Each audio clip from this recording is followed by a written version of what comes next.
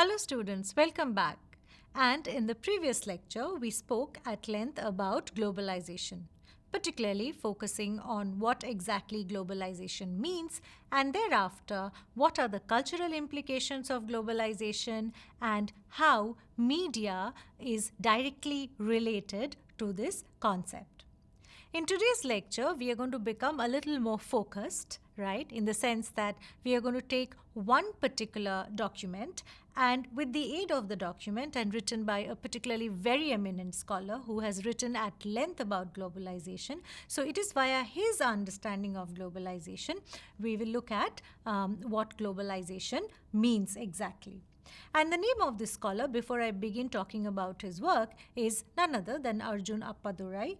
Who is Arjun Appadurai? Arjun Appadurai is an Indian American anthropologist recognized as a major theorist in globalization studies. Right? In his anthropological work, he discusses the importance of modernity of nation state and globalization. And in his work, I'm going to take a particular work of his, which actually speaks about on globalization at large. And of course, he connects globalization to modernity. And the name of this work is Modernity at Large. It's easily accessible in Google in the sense that you can access the whole book as well as excerpts. So maybe after you listen to me, you can go back to his work and read the entire work in order to understand. So modernity at large, the cultural dimension of globalization. Arjun Appadurai says that the central problem of today's global interaction is the tension between cultural homogenization and cultural heterogenization. Now, let's just dwell on these two words a little bit. That is homogenization and heterogenization. If you remember, in the last lecture, I spoke a lot about homogenization, right? And in this reference, we spoke about the impact which the West, and by West I here particularly refer to America, has on many other cultures. Right, so we spoke at length, and the reason we spoke at length is because many scholars who have dealt with globalization has looked at globalization with the lens within the lens or within the paradigm of a sort of Western influence, overarchingly Western cultural influence on several nation states. But it is very interesting how Appadurai actually deals with the issue of homogenization, because he talks about that the concern today when it comes to globalization is not just the homogenization of culture, but it's also heterogeneous. But in the sense, it's also heterogenization. And interestingly, today morning I was looking at one of his lecture available in YouTube. Of course, you just type Arjun Appadurai Flows of Globalization, where he's kind of talking about globalization. And there he was taking a lot of personal references about his life and then interconnecting it to the idea of globalization. Let me give you a small idea and a snippet of it, because it also correlates with my understanding of globalization, which is of course theoretical in the sense that which I have kind of gathered from books and so on, but it also comes from a little bit of personal references as well. Now, Appadurai talks about that how his life begins in Bombay, and how this particular city, which many might be that several of you are listening to me from Bombay as well, how this particular city is very, very heterogeneous. Why is it heterogeneous? Of course, we know that it is, it belongs to people of different nationality, it belongs to people from different community, it belongs to people from, different states. So it's a very, very multicultural city. Right, that is, he takes the example of Bombay, and if somebody is living in Bombay, he or she is constantly, or whosoever is constantly dealing with the idea of what exactly it means to be part of that city. What do you mean when you say you belong to Mumbai, or do you belong to because this is a point of time when we are living in where the idea of nation state, the idea of city itself, or these are very, very fluid. Right, the fluidity has increased. And actually, when Appadurai talks about globalization, he brings the concept of fluidity at the center. right? And even though he takes the example to begin with, he says about Bombay, then he says that he relocated to US, and after US he relocated to Berlin. Berlin is also interestingly the city which I have recently visited, and Berlin is also very, very multicultural. You know, people from different countries actually is currently living in Berlin. So it's very difficult to say Berlin belongs to whom, right? As a matter of fact, Mumbai belongs to whom? Now, you might be thinking that while talking about globalization, why am I talking about cities like Mumbai or cities like Berlin? Because this is basically where the concept of fluid, fluid in terms of people, or fluid in terms of, this flow, or rather than fluid, it's the concept of flow, becomes very, very imminent. So anybody who's living in Berlin, or anybody who's living in say Mumbai, right, is dealing with a lot of issues. The issues are, at one sense, it's about homogenization, because of course the Western culture has influenced a lot of us, and that's kind of very evident. But at the same point of time, it is extremely heterogeneous, because all of these people who are living in Berlin, right, where there's Indian population there, there's Japanese population there, there's Korean population there.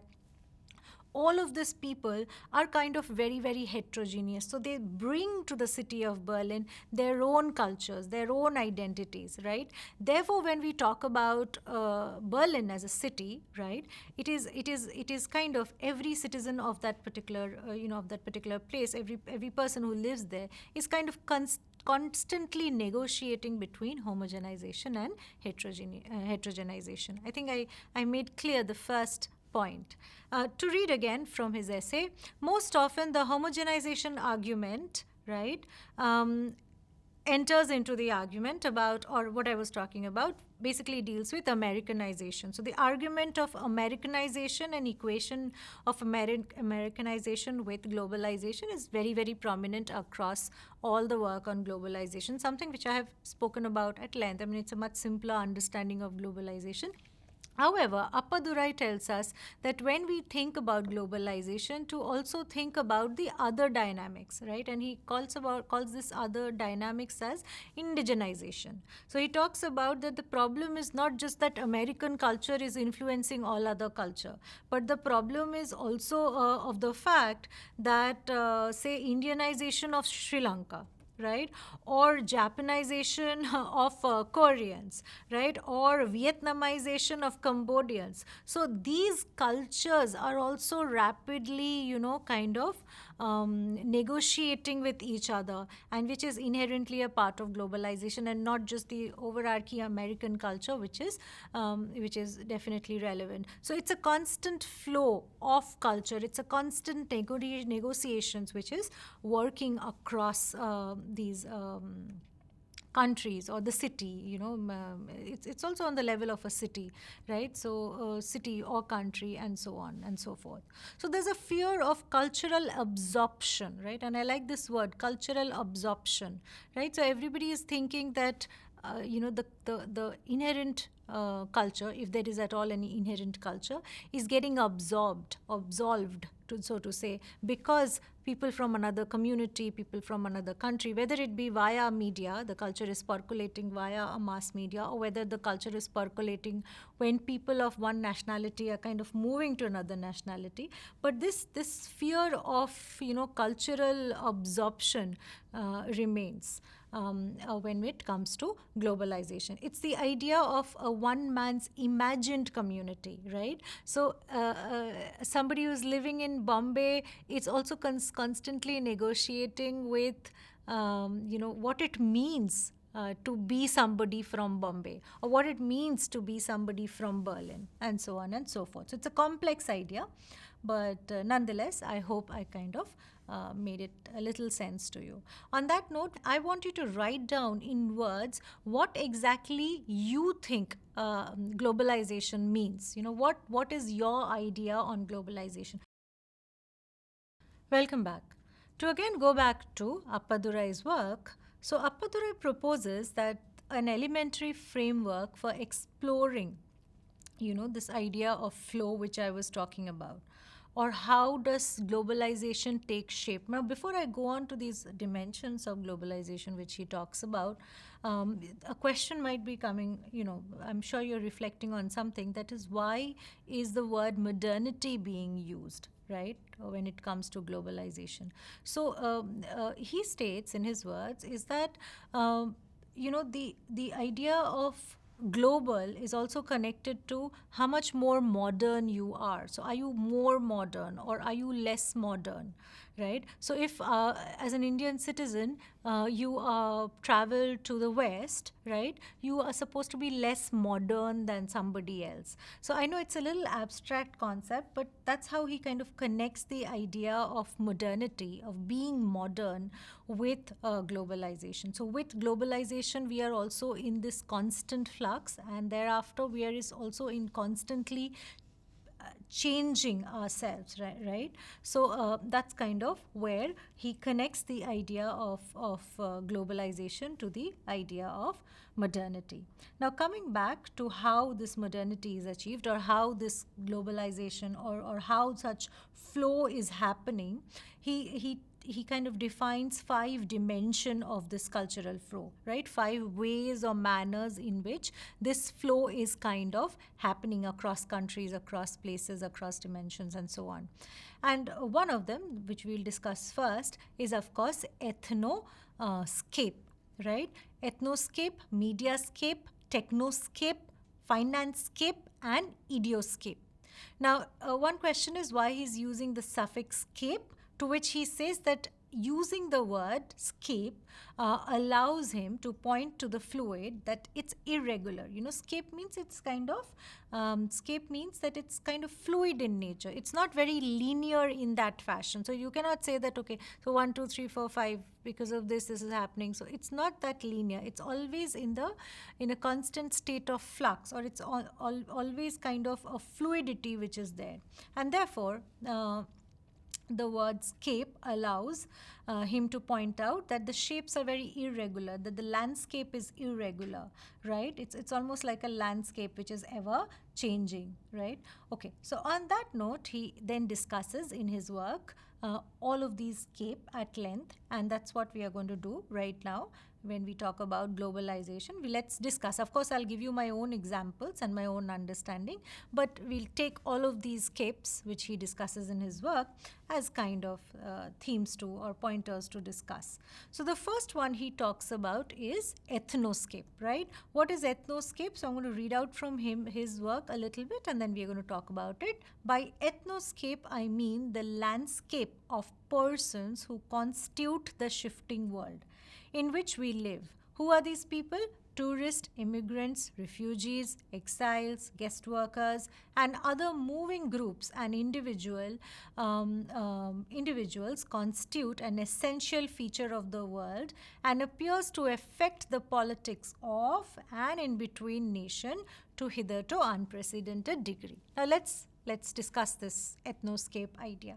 Here he is kind of indicative of a particular idea which is called deterritorialization. What do you mean by deterritorialization? That is the idea of territory, right? What is my territory? I, as an individual, I am an Indian. I live in the city of Kolkata. What is my territory? Now, this idea of territory is kind of getting constantly into flux with globalization, right? So here is a simple example. So for example, a person from India is traveling to the West and is now living in the West. So in that sense, that person, right, and here he's not talking about one person, migrating. He's talking about large-scale migrations, and large-scale migrations do happen, whether it be tourists or immigrants or whatever, and workers and so on. And we are aware, so many Indians are traveling across the West. Canada has such a large population of Indians, or for example, even US has such a large population of Indians. So all of this kind of because of this result of constant flux which is happening, the idea of territorialization. So it's not just, it's not just what about the person who has traveled from India to US, or who's now living in Bombay, because we also gave or Berlin or Bombay, we gave these examples of multicultural cities, right? So as I was just saying in my previous point, what do you mean by when you say that I am from Bombay? What is your territory, right? Who are you? Are you an Indian? Or and then if not, then what are these nuances? This is kind of getting into constant flux, and all of these, so when somebody is traveling to India, he's bringing along with himself a part and parcel of his or her culture, right? So this kind of this idea of landscape is kind of in a constant flux, and this is what he means by ethnoscape. And ethnoscape, which is large scale migration in terms of tourists, immigrants, refugees, is a major reason, or is kind of a major thing when it comes to globalization, or the flow of information which is happening. This is not to say that there are no relatively stable communities, right? By stable communities means, say for example, the local, if you go to Berlin, for example, of course, one side of Berlin is very, very multicultural, right? So if you go into a subway metro, you will find Koreans, Japanese, Indians, everybody, right? It's a very interesting sight to see such a multicultural city, which I envisioned recently. But at the same point of time, if you go to West Berlin, particularly, there you will also find people who are originally Berlin. In fact, they have they don't know language. I mean, they are not aware of English as a language, which is a very, very multicultural language. They only know German. So it's not that these stable communities do not exist. They do, of course they do. But at the same point of time, the existence of this new kind of scape, which is ethnoscape, right? Or these new kind of people. I'm using the word new kind of people, but people who do not belong to, or this idea of belonging is a very kind of is in flux right now. So this kind of scape also exist. But it is to say that the wrap of these stabilities is everywhere. The stability which I was talking about, that is belonging to a particular nation, or this idea, sense of belonging, is in a flux, and it's not there everywhere, right? And is shot with the woof of human motion and so on. So I hope I'm getting my point across. What is more, both these realities and fantasies now function on larger scale, as men and women from villages in India think not just of moving to Pune and Madras, going back to Bachchan films, something very different. But if you look at Bachchan films, Amitabh Bachchan films, the idea was always to travel to the city. So a person who was dwelling in the rural village wanted to go to Bombay and become something, or wanted to go to the city. But what has happened with globalization is that desire has moved leaps and forth. Now the desire is not just to travel to a bigger city in India itself, but the desire is to travel to Dubai, or the desire is to travel to Berlin, and the travel, this desire of kind of migrating to a very distant place, very different country altogether. These desires have kind of taken, kind of have increased, and therefore has kind of led to, and this flow of people, this movement of people across countries has led to formation of, has led to kind of continuous flow of information, continuous flow, or has led to globalization, so to say. The next point which he says in his work is technoscape. Another very interesting argument. I'll first read what he means by technoscape. By technoscape, I mean, that is of course Appadurai is stating so. By technoscape, I mean the global configuration, also ever fluid, of technology, and the fact that technology, both high and low technology, both mechanical and informational, now moves at high speed across various kind of previously imperious boundaries. Many countries now are roots of multinational enterprises. A huge steel complex in Libya may involve interest from India. China, Russia, Japan, providing different components of new technological configuration. The odd distribution of technology, sorry, I'm reading a little more, but I'll explain this.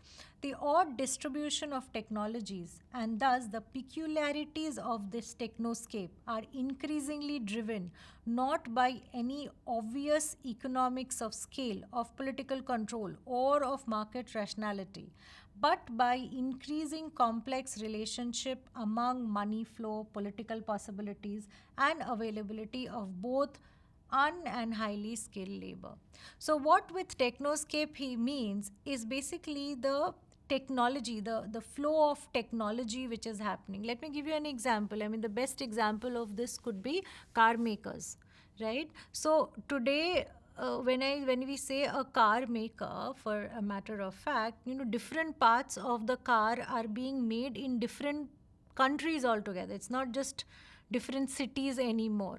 And this has happened as a result of, I'm not explaining liberalization, privatization, opening up of markets anymore, which we discussed at length in the previous lecture. This has happened as a result. Of course, there is kind of political and market forces, but there's also technology involved. The technology is such, right? This flow of technology has facilitated this, that there are companies which are multi national in nature. In fact, most is multinational. I can give you one more example of this from giving you reference from my personal research and so on and so forth. So I actually deal with a lot of visual effects, in the sense that I research on visual effects, and you will be amazed to know that all of these big Hollywood films which you watch, all the special effects in these Hollywood films, and when I say